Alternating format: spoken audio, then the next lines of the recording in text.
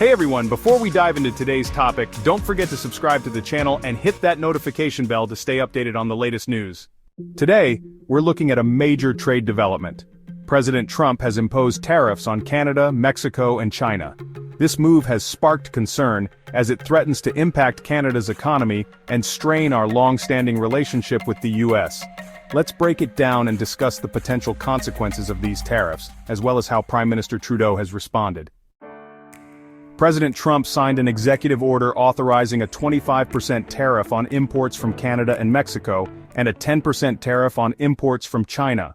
However, energy imported from Canada, including oil, natural gas, and electricity, will be taxed at a lower rate of 10%. The White House justifies these tariffs as necessary to protect Americans from the extraordinary threat posed by illegal aliens and drugs.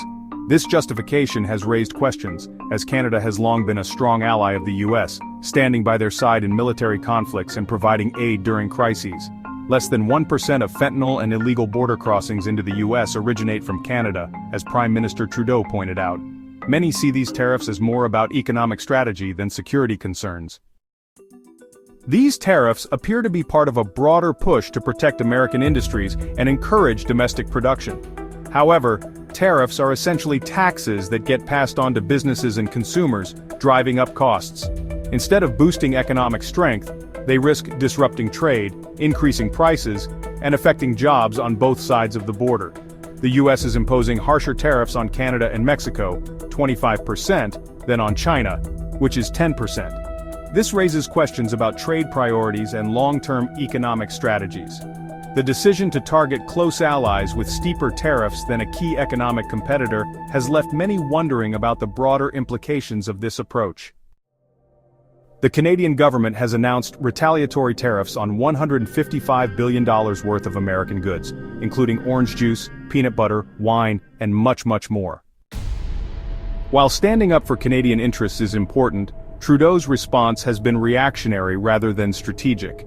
Instead of working to de-escalate tensions, his government has opted for a blanket approach that could do more harm than good. A trade war benefits no one. These retaliatory measures will increase costs for businesses and consumers on both sides, further straining economic ties rather than resolving the dispute.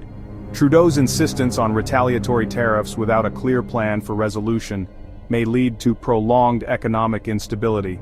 Additionally, Trudeau has failed to present a viable alternative strategy. Rather than aggressively seeking diplomatic solutions or securing alternative trade agreements, his government seems content to engage in symbolic resistance without considering long-term consequences. His response lacks foresight and leaves Canadian businesses and workers vulnerable to economic fallout. These tariffs will have significant consequences for both countries, including higher prices for consumers, disruption of supply chains, job losses, impact on key industries, and increased energy costs. Tariffs act as taxes that drive up costs on goods and services. North America's deeply integrated economy, particularly in industries like automotive manufacturing, will face challenges. Increased costs will put pressure on businesses, potentially leading to layoffs and plant closures. Canadian sectors like agriculture and manufacturing will be affected, with potential repercussions for farmers and producers. Tariffs on Canadian energy exports could raise costs for American businesses and consumers, influencing inflation trends.